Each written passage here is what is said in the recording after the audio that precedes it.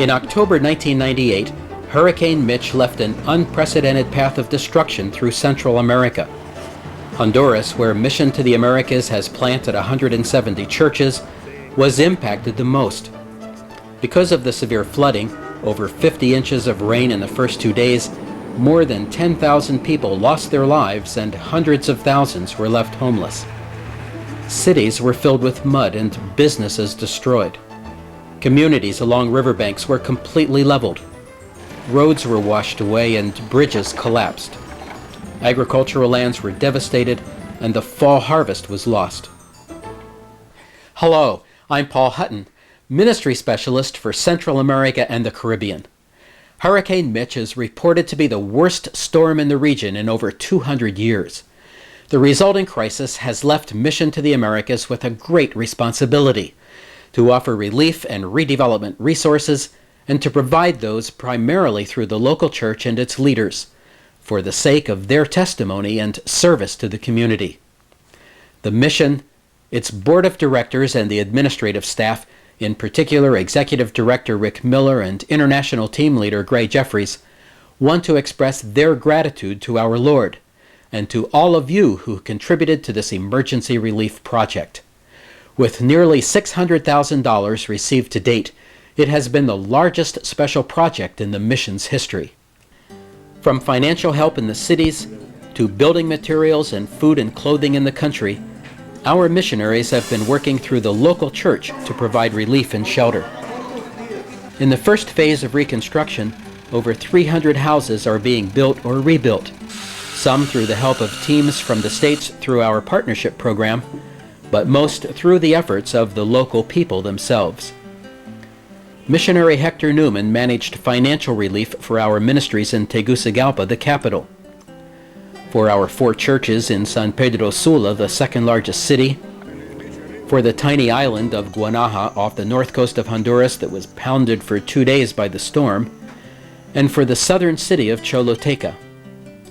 In Punta Gorda on the island of Roatan, Ruth Palnick distributed food and medicine to some of the 70 families whose homes were washed out to sea.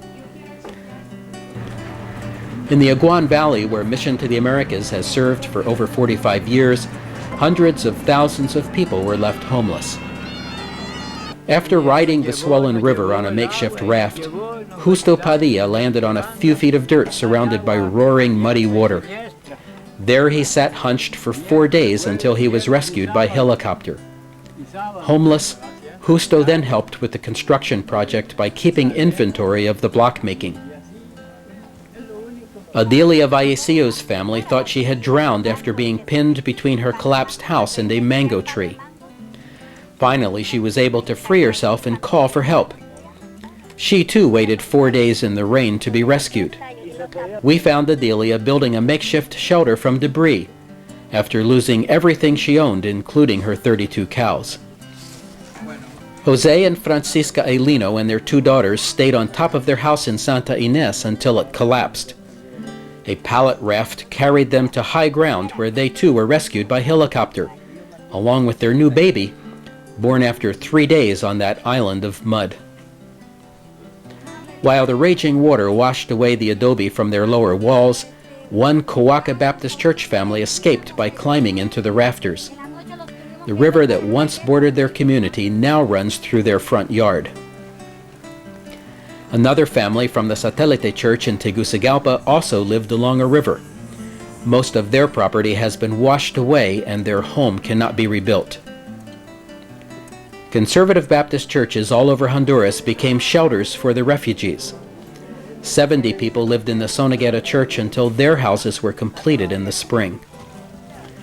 People have also been living in schools and warehouses, in other people's homes and in tents, in makeshift shelters and in the streets.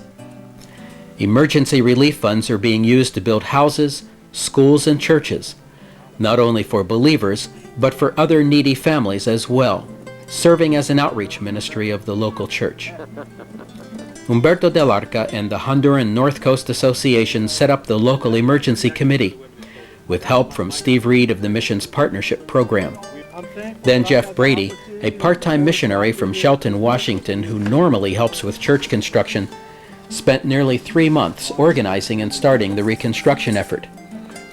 Darrell Davis, a former missionary to Honduras, followed for 3 more months, facilitating the continuing projects.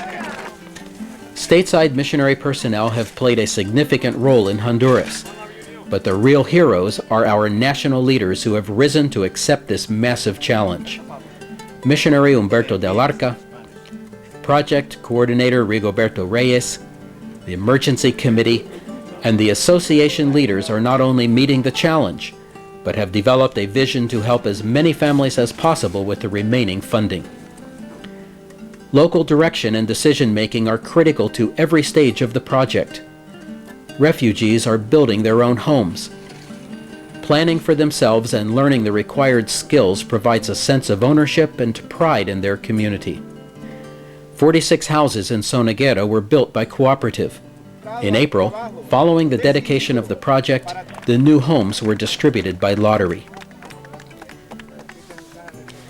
The outpouring of help for the people of Honduras has been beyond all we could have hoped for or even imagined.